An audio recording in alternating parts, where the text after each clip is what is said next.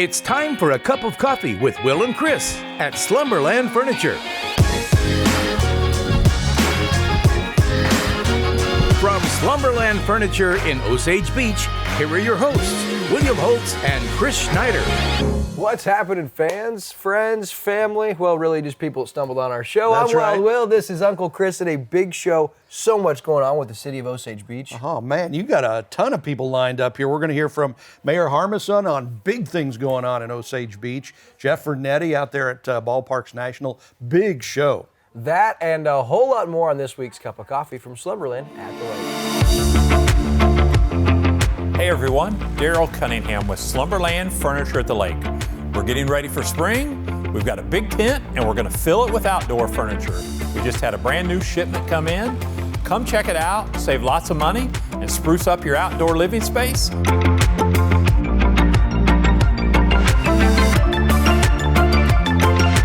Here at Slumberland Furniture, where we're bringing happy home.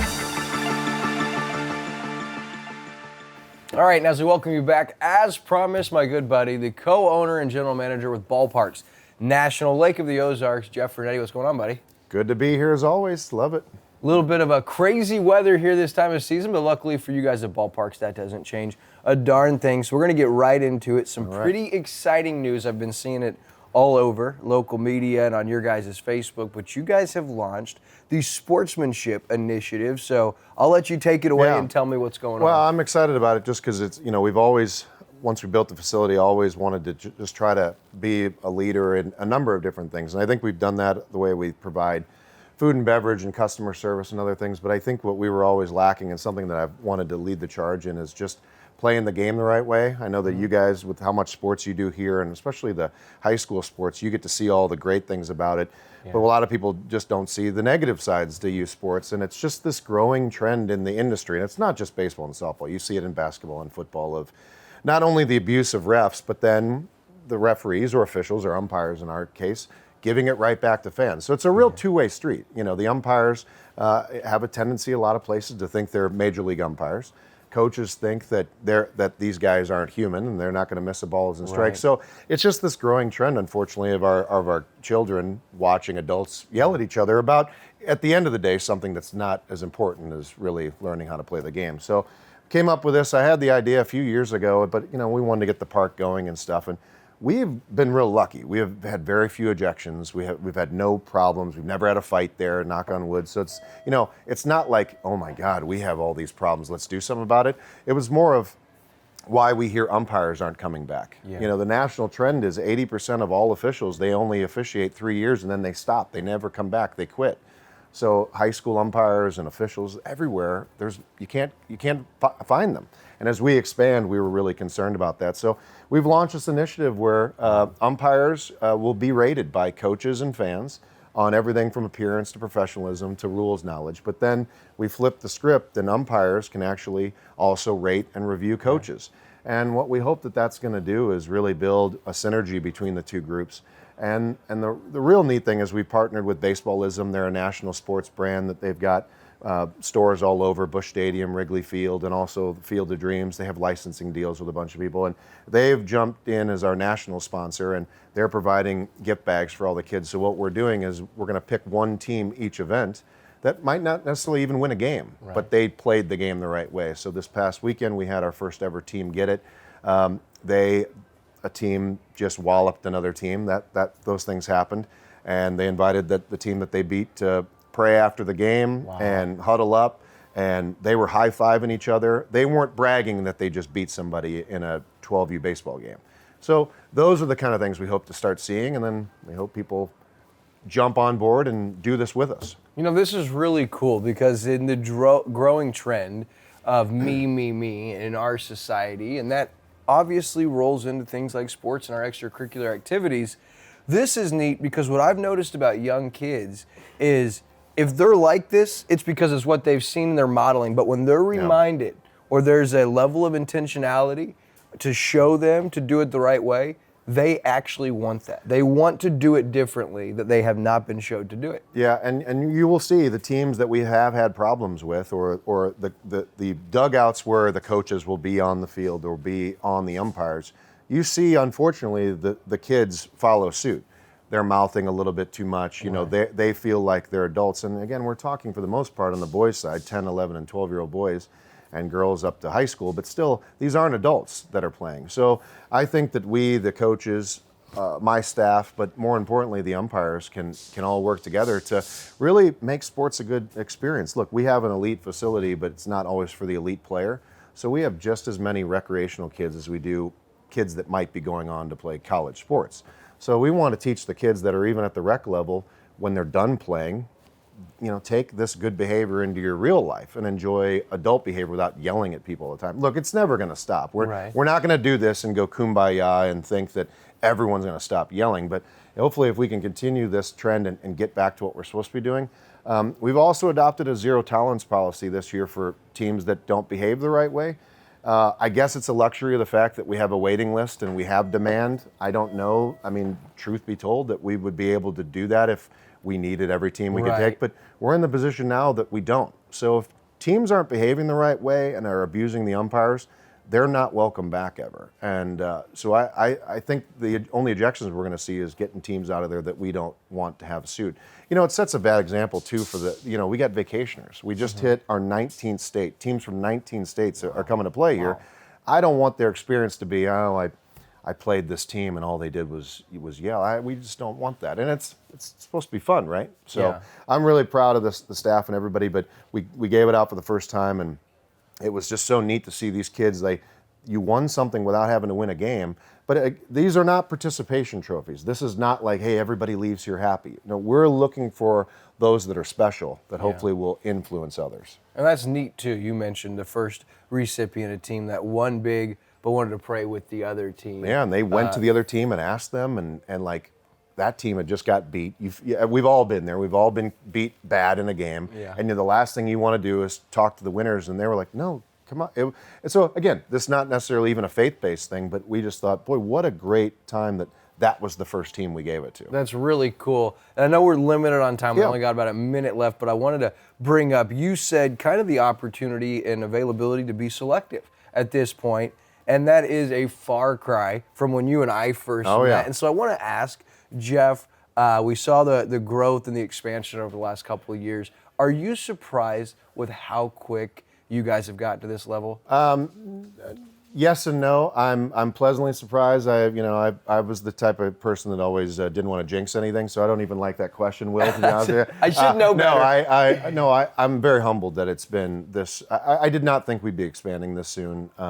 I didn't think that we would be in this position this early, but I thought we would be there. I'm really glad that we are. But we wouldn't have done this if we didn't think it was going to be successful and get to the point where we need to get to. But I'm really excited we're doing it in year 3. And I want to make sure you guys know that you guys are just kind of scratching the surface. Yeah, just starting. With Ballparks National, and of course there's the LOZ sports training that's separate but also involved. Congratulations on the expansion and a couple of those new hires. I saw you guys landed Jeff Shore. Oh, super excited about that. You know, LOZ sports training is our business for locals. So I do have some synergy there, but they're 2 separate companies. But we're expanding that. It's right there in Osage Beach, and we're adding football and soccer training. And I thought, boy, who would be better to start our football training than Jeff? He's retired now. I was like, you can't just be on the dock fishing all the time. So he's going to work with quarterbacks and receivers, and then he's going to find some coaches in the area to help with linemen and defense and whatnot. And then we're going to do the same for every sport and hopefully continue to build that as well. It's great to see the local teams, though, like Camdenton softball. How good are they doing? Well, it's ironic that those girls are always there training, always taking lessons.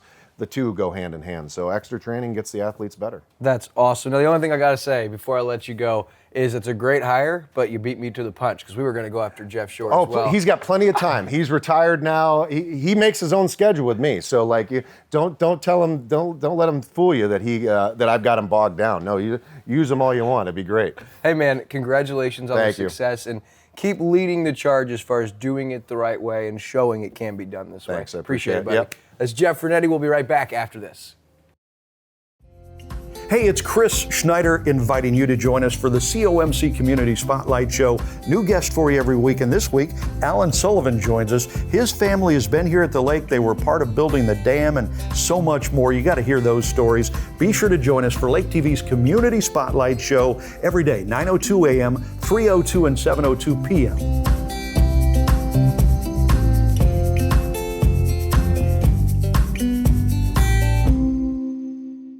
Hey guys, I'm David Leatherberry with Lake TV here on this gorgeous new set. Every weekend you can catch me on Weekend at the Lake with all the best information on events, parades, parties, just fun stuff to do at Lake of the Ozarks. We're on Thursday, Friday, and Saturday at 6, 10, 2, 4, 6, and 10. Hey, David, would you mind getting off the set? We're actually filming a show here right now. Love you too, buddy. You know, Kyle, they say sharing is caring. All right, and we got big news we're starting with as promised.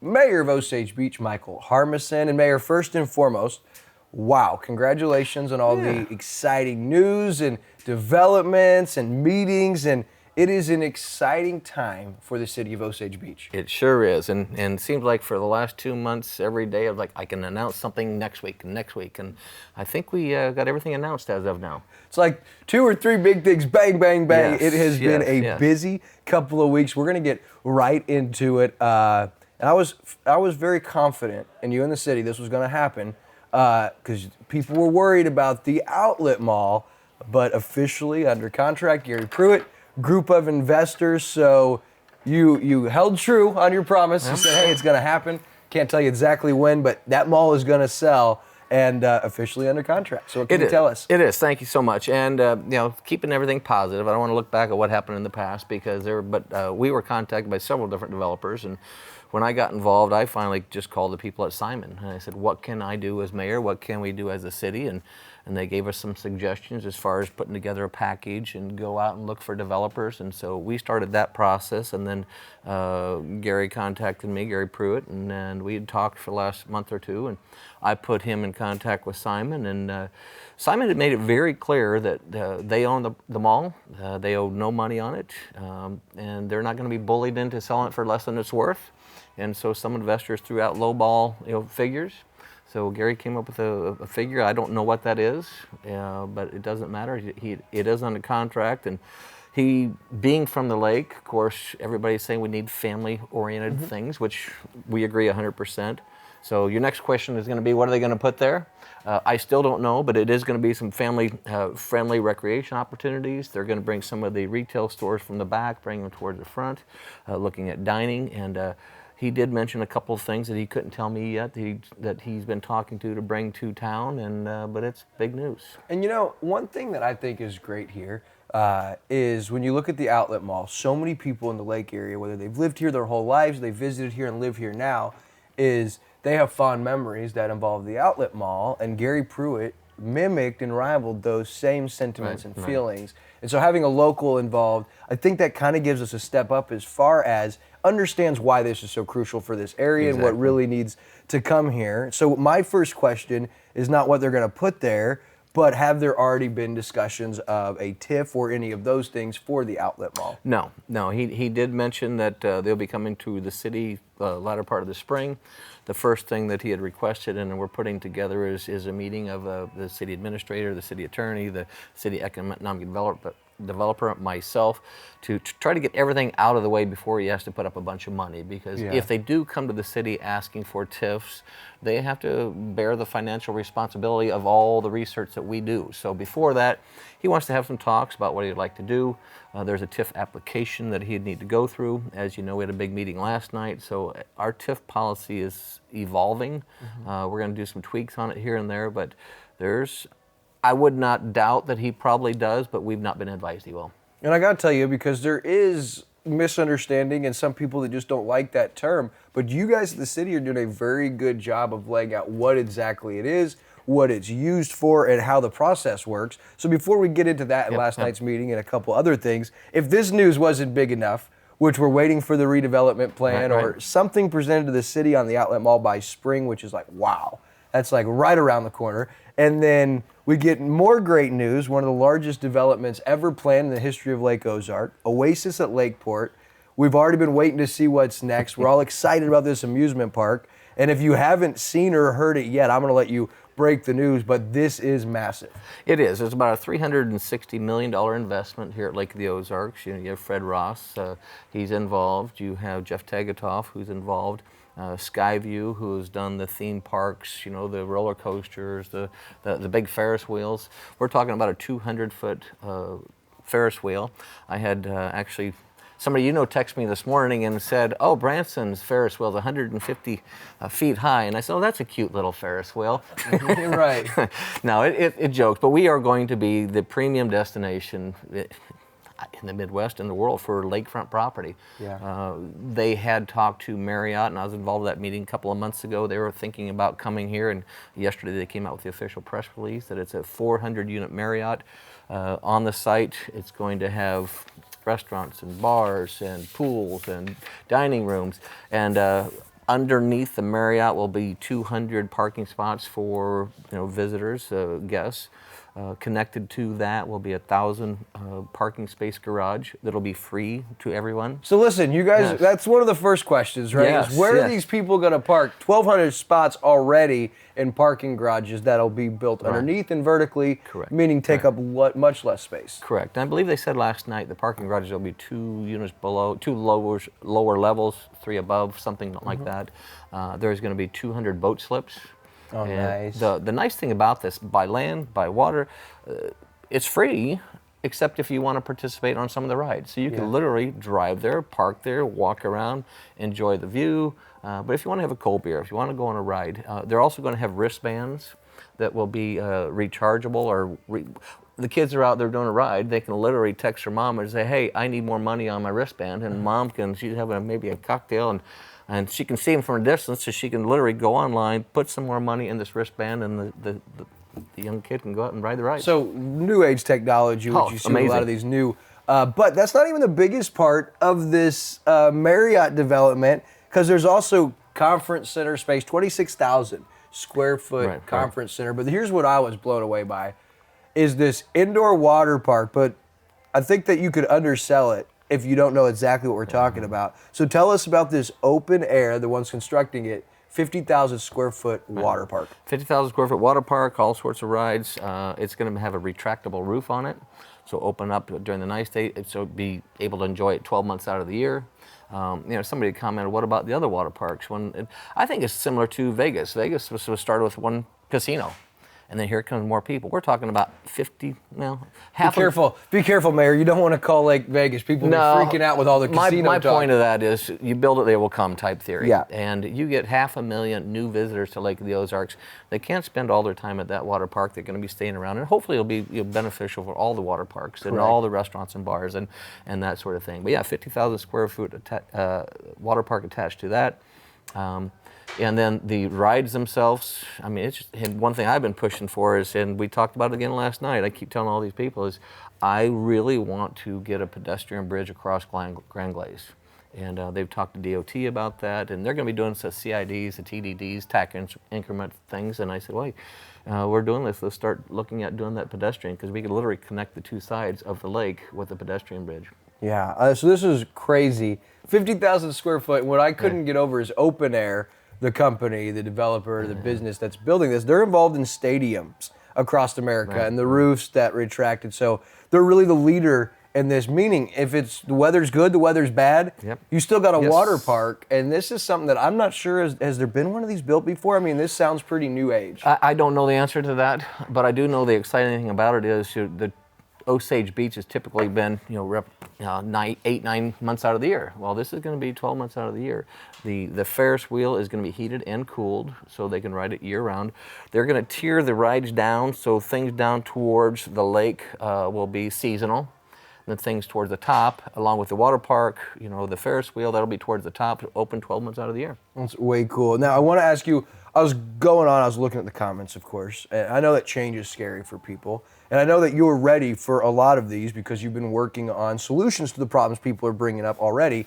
So I just wanted to ask, when I look at this, some of the questions that I saw were a TIF. A lot of people don't like that, and I know you guys are educating us on exactly what that is. But to the people that say, why not bring your own money? Where are these people going to live? And what's the parking and driving situation going to be off of that exit? So those were 3 concerns that were listed over and over. So to those people, what do you guys say? Several things. First and foremost, the TIF. We've been very proactive ever since last April, that educating the community. We've had open meetings, and we've brought people in, developers. Anybody has a problem with TIFs, just TIF 101, not about the mall, not about this one, just in general. Developers, by far came to that meeting and said, here's why you need to bring developers here. We had a few people had some concerns. We have a very good city planner, we projected the fact that we can take care of the sewage, we can take care of the water. Talk Development Group, they're doing road studies, they're working with the DOT, they're working with Ameren to make sure traffic flow, whether it needs a roundabout, a new exit, they're being very proactive with that. But they're even looking at now, you think once they break ground on the theme park, for lack of a better word, they're talking about 12 to 14 months. Well, it's looked like by the beginning of this summer that the site construction is going to begin, and it looked like the parking garage and the development open next summer of 24. Like these people, they're moving quick. They are real quick, and they've been on the ball. We have a pretty aggressive timeline, but there's still a process with the city. Last night was a TIF. We brought in the public, but it was to educate the TIF members. The last time we did a TIF, we literally had some people on the TIF during their meeting that they were supposed to be voting. They didn't know they were voting. And so what I said months ago, we're gonna see lots of this coming down the pipe more and more and more. So we did an educational session for the TIF members. We brought in the developers, we brought in our attorneys, and we opened it up to the public. And City Hall was pretty full. It wasn't question and answer for the city last night, but just telling the board what the responsibilities are. The TIF Commission is 11 taxing identities. It has, I appoint some, we have an alderman on there. Once the next meeting, that'll be the hearing. That's where the TIF can answer questions, the public can speak, all their concerns, and then the TIF Commission will vote, and they will move that forward to the alderman. If they have a majority of vote, then it goes to the alderman. And if everything plays out the way we think it will, you're looking at the first meeting in April for a vote from the alderman, and if that's the case, then it's approved. Okay, and so obviously the TIF, I love that you guys are being so transparent and helping people understand, because there is ignorance, if you will, just lack of knowledge when it comes to that. But the other one I want to touch on real quick, and we're really low on time, is where are these people going to live? Well, that's a great question too. I mean, obviously we're not ducking that question, but it's just, we were talking a little bit off air too, is we have 12, 14 million people coming down here every year. You cannot stop progress by fear of not finding employees. The whole, you build it, they will come. Same thing, we talk too. I mean, if somebody's paying somebody $16 an hour, we can't get people. We'll charge $18 an hour. Now the community will see more for the rides, but you take the Quaker up in Eldon. They've got 500 employees. They're looking for 1,000, and they can get employees. You treat them right, you pay them right. They will see some seasonal workers. You'll need more. The 12-monthers, you'll see more, but it comes right down to how you treat them, how you pay them, and we're right now, the city of Osage Beach, we're building 268 units of apartments complexes down in Sycamore. We've got another 48 down here, so over 10% increase in housing in 1 year. Awesome, fantastic. So you are addressing the issue. Now before you go, real quick, election coming up Tuesday, something really big for the city of Osage Beach. There's a 3% proposed marijuana tax. Talk about that. Real quick, and to just get out and vote, folks. I mean, if you can't complain unless you don't vote. You just can't. I can't say that over and over and over.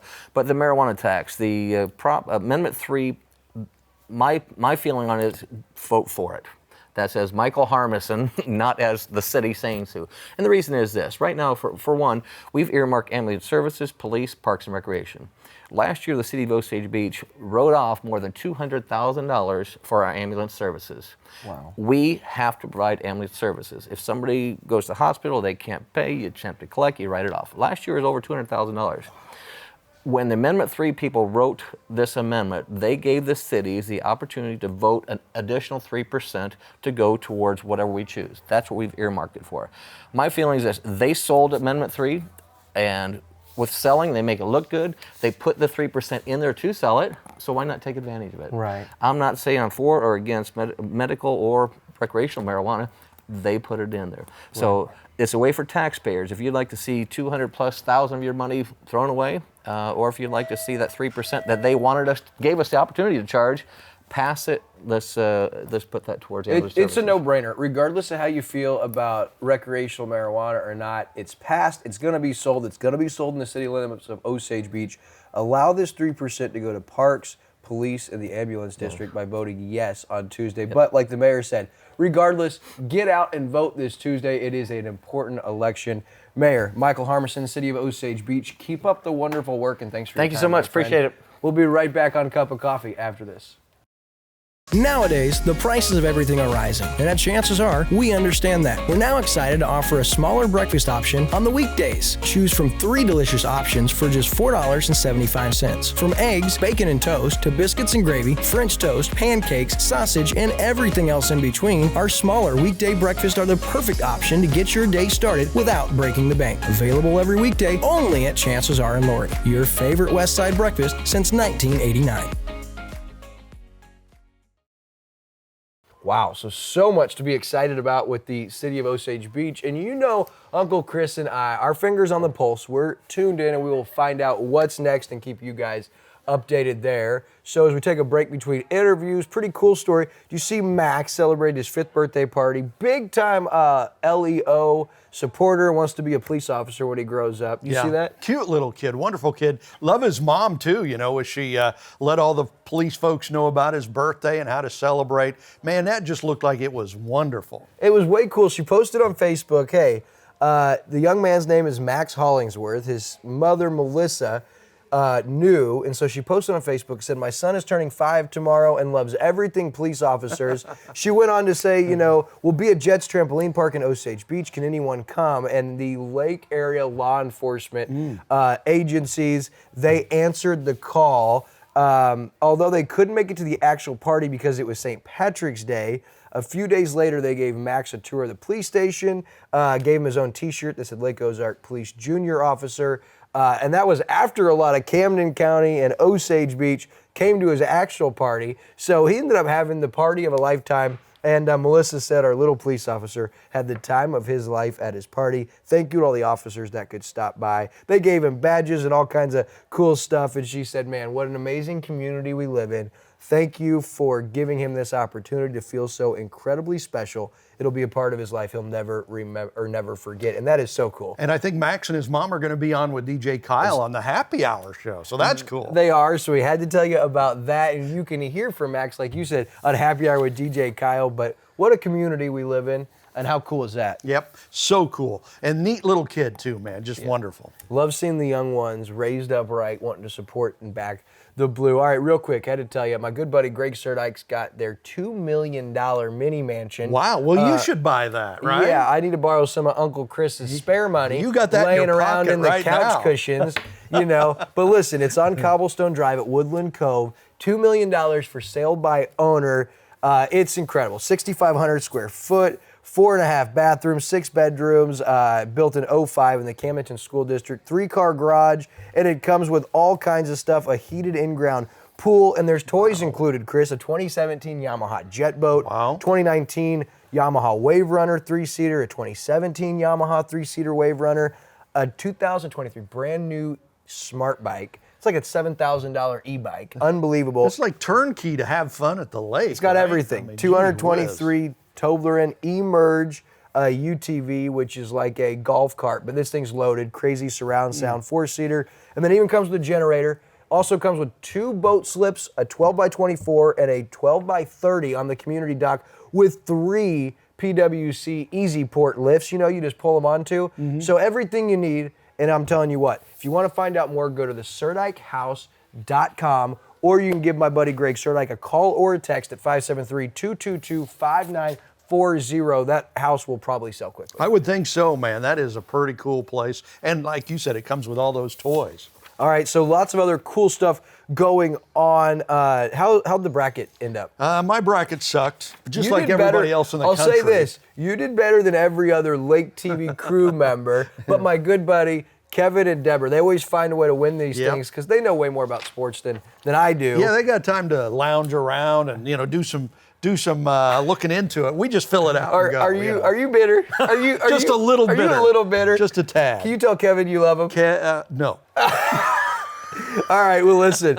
Alan Sullivan is on the Community Spotlight show this week with Uncle Chris, and next week, don't miss state champion Tipton Cardinals Lady head coach Jason Culpepper and some of his players. That's going to do it for this week's Cup of Coffee. For Uncle Chris, I'm Wild Will, and we will see you guys next week.